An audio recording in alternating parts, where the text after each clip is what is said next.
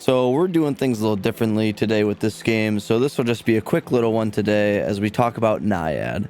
Naiad was developed and published by HiRap and recently released on December 10th, 2024, and is available on PC, Mac, PS4, PS5, Xbox One, Xbox Series consoles, and Nintendo Switch. I played this on my PC through Steam, so all footage you are seeing is from that platform.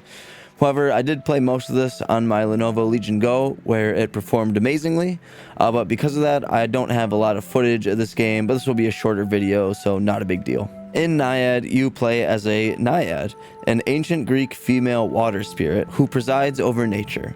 And in this game, you swim around, guiding wildlife to where it needs to go, helping plants grow, as well as make your way down the river you are in.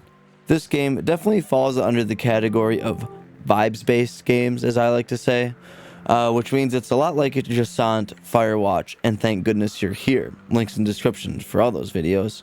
These games are all short and not very complex gameplay-wise and tell a very simple story, and Naiad definitely falls under that category.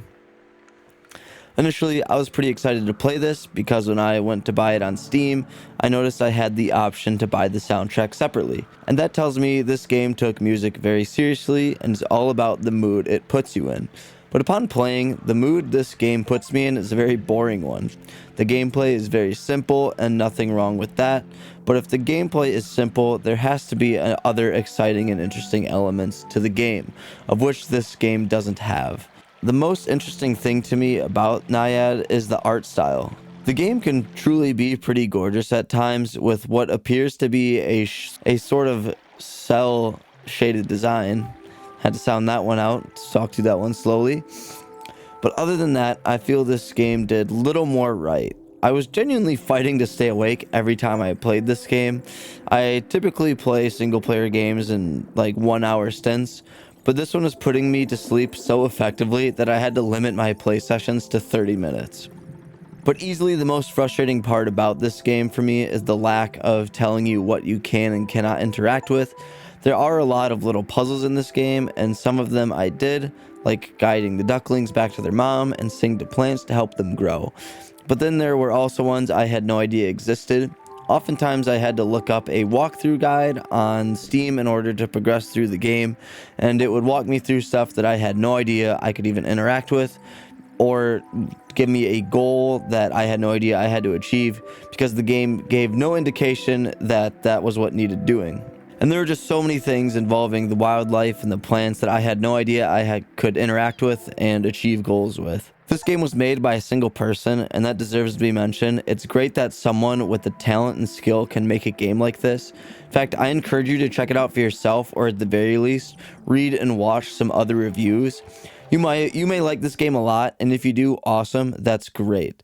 But this game just isn't for me. I've never been so consistently sleepy and struggling to keep my eyes open when playing a video game before.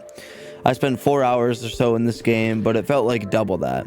I really like the message this game gets across to convey in terms of preserving and keeping fresh water clean and protecting nature, but this game just isn't for me. But anyway, thanks for watching this video. I appreciate it. If you liked it, hit that thumbs up button. It goes a long way for us here at Milkman Media.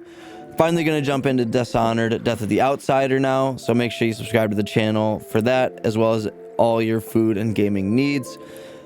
And lastly, I would love to hear what you guys think about this one in the comments. At the time of writing, it currently sits at 98% positive on Steam, so I appear to be in the severe minority here.